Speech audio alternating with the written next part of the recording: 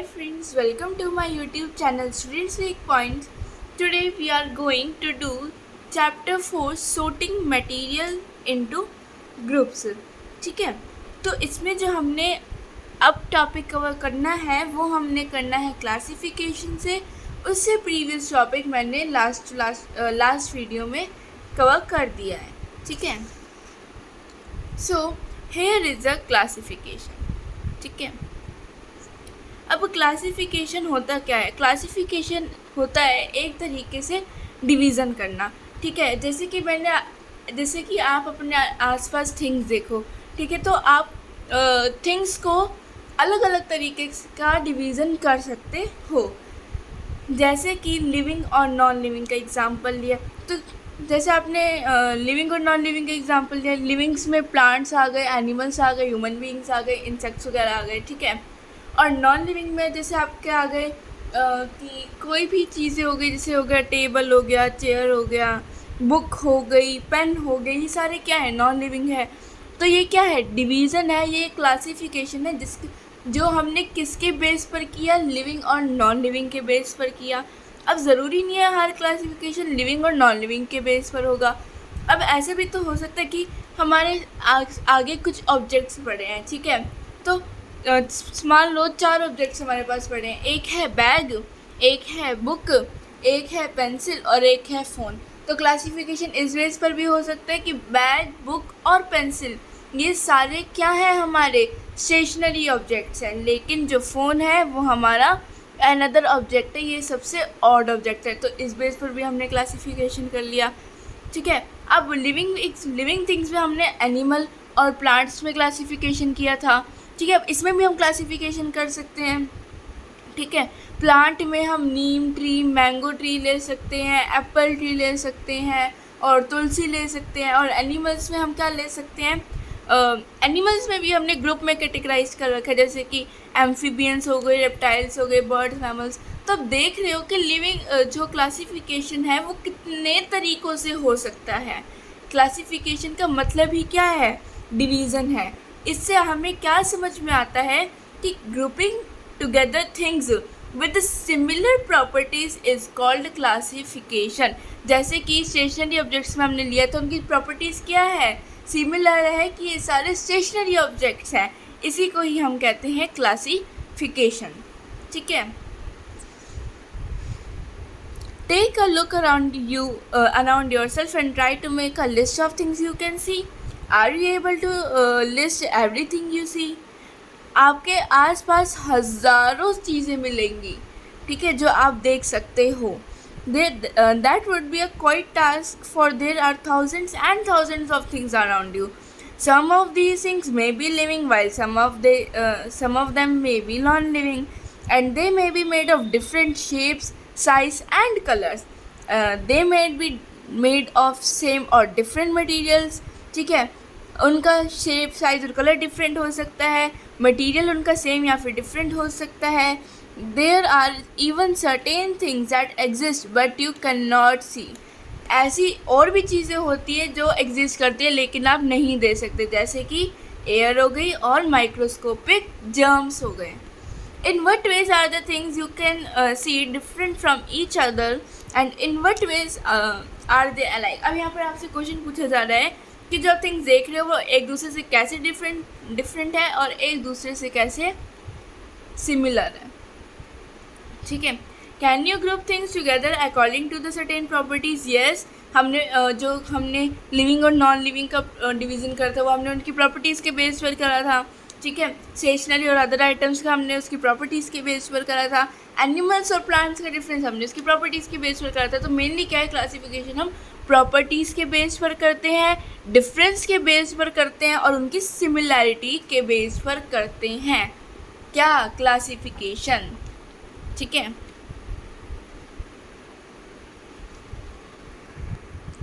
अब यहाँ पर वही वाली क्लासिफिकेशन दी हुई है। ठीक है, ये मैंने आपको पढ़ा दी थी कि ये सारे क्या है? आपके लिविंग है और ये नॉन लिविंग है। ठीक है, अब इसकी डेफिनेशन भी हमने पढ़ ली। Grouping together things with similar properties is known as classification. ये वाले पैराग्राफ की भी एक्सप्लेनेशन मैंने आपको समझा दी थी। Although living things share some common properties they differ from each other in several ways, living things are further classified into sub groups. जो चीज़ हमने डिवाइड कर ली, चीज़ों को हमने किस में डिवाइड किया, लिविंग और नॉन लिविंग में। और जब हम लिविंग को अलग से डिवाइड करते हैं और नॉन लिविंग को अलग से डिवाइड करते हैं तो उसे हम क्या कहते हैं, sub groups. Such as plants and animals, each of these can be further classified on the basis of certain properties. Animals can be classified into groups like insects, fish, amphibians, reptiles, birds, mammals. Animal को इन सारे groups में जो क्या है classify करा जा सकता है। And all insects have 6 legs। अब यहाँ पर कि जितने भी इंसेक्ट्स होते हैं उनके पास कितनी लेग्स होती हैं, 6 legs होती है, लेकिन उनका जो ग्रुप है वो होता है डिफरेंट, अलग ग्रुप से। इंसेक्ट्स का भी डिफरेंट ग्रुप होता है, बट इनमें एक सिमिलर प्रॉपर्टीज़ है कि इनके सभी के पास ही कितनी लेग्स होती हैं, 6 legs होती हैं। ठीक है, अब बात आती है ऑब्जर्वेशन एंड इन्फेरेंस। ठीक है, अब यहाँ पर क्या देख रहे हो, जो ब्रिज है वो क्या है, नॉन लिविंग है। माउंटेन क्या है आपका, एक नॉन लिविंग है।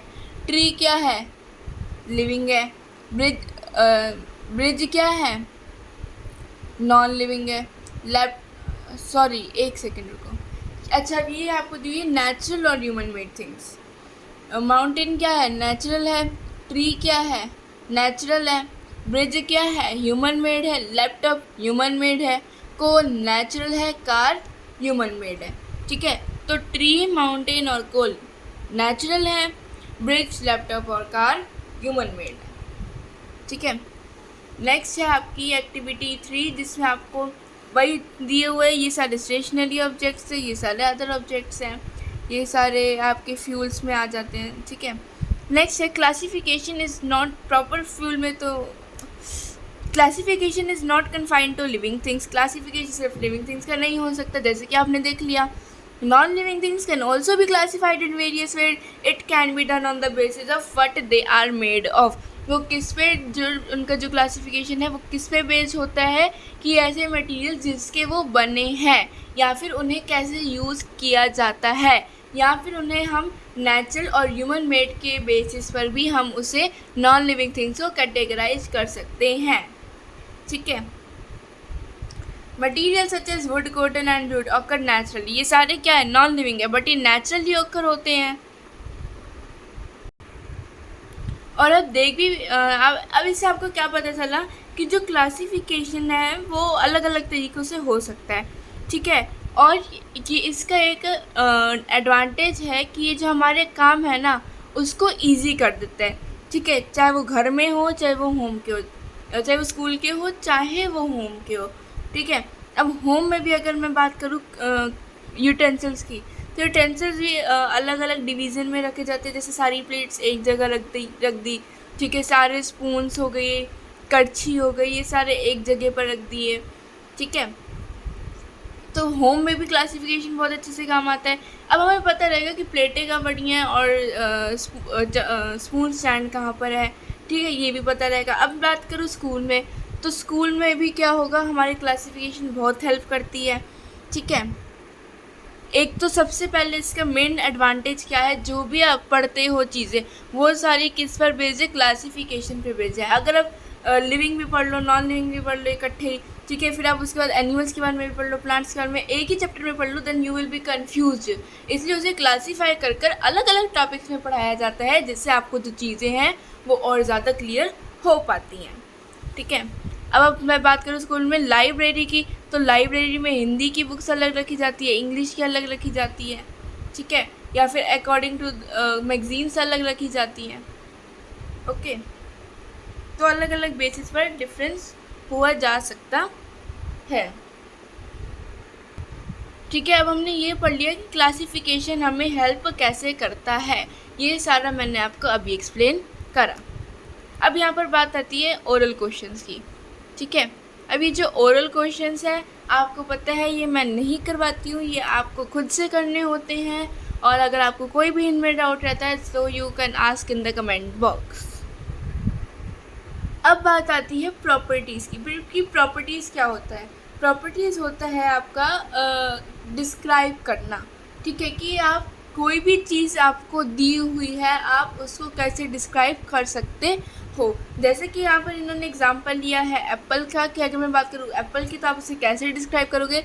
आप जब उसकी बात करोगे तो आप उसकी साइज़ की बात करोगे, शेप की बात करोगे, कलर की बात करोगे, और या फिर आप ये बात करोगे कि कैसा फील करता है, रफ़ है, स्मूथ है, ठीक है, और उसकी स्मेल की बात करोगे कि उसकी स्मेल अच्छी है या गंदी है, ठीक है। अब ये जो हमने पढ़ा साइज़, शेप, कलर, टेक्सचर यानी कि फील्स, कि हार्ड है, सॉफ्ट, स्मूथ या फिर रफ़ है, और ये स्मेल, ये सारी ही क्या है, इसकी प्रॉपर्टीज़ है। इन सब चीज़ों से आप एप्पल को डिस्क्राइब कर सकते हो, और ये सारी चीज़ें इसकी क्या है, हमारी प्रॉपर्टीज़ है, ठीक है।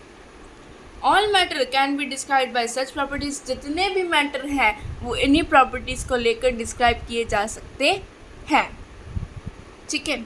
The properties of materials decide what things can make out of them, कि जो मटीरियल्स की जो प्रॉपर्टीज़ हैं उससे क्या क्या चीज़ें बन सकती हैं, ये हमें डिसाइड करने में हेल्प करता है। जैसे कि हम रबड़ के टूल्स नहीं बना सकते, क्यों, क्योंकि रबड़ होता है सॉफ्ट, इसलिए हम उसके टूल्स नहीं बना सकते। हम कुकिंग यूटेंसिल्स में वुड को यूज़ नहीं कर सकते, क्योंकि वो इजीली क्या कर सकता है, फायर कर सकता है। अब यहाँ पर क्या है, रबड़ की प्रॉपर्टी है कि वो सॉफ्ट होता है, इसीलिए हम उसे टूल्स में यूज़ नहीं कर सकते। अब सेम यहाँ पर वुड की ये प्रॉपर्टी है कि वो फायर इजीली कैच कर सकता है, इसका मतलब क्या है, हम उसे कुकिंग यूटेंसिल्स में यूज़ नहीं कर सकते। तो उसकी प्रॉपर्टीज़ से हमें उसके यूजेस पता चले कि इसकी ये प्रॉपर्टी है, इट मीन्स ये यहाँ पर यूज़ नहीं हो सकता, ठीक है। अब बात आती है हमारी पहली प्रॉपर्टी अपीयरेंस। अपीयरेंस यानी कि वो दिखता कैसा है। अब हर एक चीज़ डिफरेंटली दिखती है, ठीक है। जैसे कि पेपर क्या है, क्लोथ से डिफरेंट है, ठीक है। जो वुड है वो आयरन से डिफरेंट लगती है, आयरन कॉपर या फिर एल्यूमिनियम से डिफरेंट लगता है, और उसी समय पे अब इनमें कुछ सिमिलैरिटीज़ भी हैं, ठीक है। जो वुड और पेपर है वो अलग है, आयरन, कॉपर और एल्यूमिनियम क्या है, एक है। ये क्या है, हमारे सारे मेटल्स हैं, जबकि वुड और पेपर क्या हो गया, अलग होते हैं, ठीक है। Similarities between iron, copper and aluminium that they are not in wood और पेपर। वुड क्या है, ट्री का पार्ट है जो जिससे क्या बनता है, पेपर बनता है, जबकि ये तो बिल्कुल ही अलग है, आयरन, कॉपर, एल्यूमिनियम, ये तो सारे मेटल्स हैं। तो इनकी अपीयरेंस से भी क्या है इनकी प्रॉपर्टीज़ हमें बताई जा सकती हैं, ठीक है। नेक्स्ट प्रॉपर्टी है लस्टर। लस्टर को आप दूसरा वर्ड कह सकते हो शाइन, ठीक है। On the basis of the shine of the objects, on the basis of the lustre of the objects we can also describe the properties of material. जैसे कि जो एक मेटल स्पून है और हम वुड स्पून ले, तो कौन सा स्पून ज़्यादा शाइन करेगा, मेटल स्पून शाइन करेगा। तो मेटल स्पून की प्रॉपर्टी है कि वो शाइन करेगा, जबकि वुडन स्पून क्या है, वो शाइन नहीं करेगा। अब मैं बात करूँ सिल्क क्लॉथ और वुलन क्लॉथ की, तो सिल्क क्लॉथ की ज़्यादा शाइन होती है एज़ कम्पेयर कि वुलन क्लॉथ की शाइन होती नहीं है, ठीक है। इसलिए हम ये कह सकते हैं कि मेटल जो है वो ज़्यादा शाइनिंग है as compare to wood, and silk has more lustre as compare to wool, ठीक है। अगर मैं ले लूँ एक आयरन रॉड की अगर मैं बात करूँ, तो आयरन रॉड क्या है, वो जो है उसमें आपको शाइननेस नहीं दिखेगी। क्यों नहीं दिखेगी, क्योंकि वो जो है वो एयर और मॉइस्चर में क्या हो चुकी है, एक्सपोज हो चुकी है, यानी कि उसके कांटेक्ट में आ चुकी है, जिसके कारण क्या होता है, एयर और मॉइस्चर के कांटेक्ट में आना, यानी कि ऑक्सीजन के कांटेक्ट में आना, वो उससे अट्रैक्ट करती है, वो उसके कांटेक्ट में आती है, उसमें केमिकल चेंज होता है जो कि आप आगे पढ़ोगे, जिसके कारण उसमें जंग लग जाता है, जिससे आप कहते हो रस्ट, ठीक है। और उसको हटाने के लिए हम क्या करते हैं, अगर हम उस आयरन रोड के ऊपर सैंड पेपर से उसे रिमूव करें उसकी टॉप लेयर को, तो आप ये देखोगे कि आयरन रोड क्या है, शाइनिंग है, ठीक है। Some metals lose their lustre when expose to air and moisture. कुछ मेटल जो होते हैं वो अपनी शाइनिंग जो क्या है वो लूज़ कर देते हैं जब वो एयर और मॉइस्चर के कांटेक्ट में आते हैं, और जिससे हमें क्या पता चलता है कि मटेरियल्स को क्लासिफाई करा जा सकता है on the basis of their lustre. ठीक है, कि उसमें शाइनिंग कितनी, उससे भी हम क्लासिफिकेशन हो सकती है, उसका अपीयरेंस कैसे, उसकी भी क्लासिफिकेशन हो सकती है। और ये जो हम ये डिस्क्राइब कर रहे हैं लस्टर और अपीयरेंस, ये हम क्या पढ़ रहे हैं, प्रॉपर्टीज़। इनकी प्रॉपर्टीज़ से ही हमें पता चलता है कि इसमें शाइनिंग है और इसमें इसके अपीयरेंस कैसे है। ठीक है, अब बात आती है हमारी टेक्सचर। जो टेक्सचर हो गया, शेड हो गया, ठीक है। अब सॉल्युबिलिटी ऑफ वाटर, ये सारे टॉपिक्स हम कब कवर करेंगे, इन द नेक्स्ट वीडियो। ठीक है, जो आपको समझ में आया होगा प्लीज़ उसे रिवाइज़ करना, और जितना समझ में आया है उसे ज़्यादा से ज़्यादा रिवाइज़ करना। ठीक है, और अगर समझ में आया है तो प्लीज़ इस वीडियो को लाइक करना, ज़्यादा से ज़्यादा शेयर करना, ताकि बाकी स्टूडेंट्स को भी नॉलेज हो, और सब्सक्राइब करना मेरे चैनल को। ठीक है, तब तक के लिए बाय।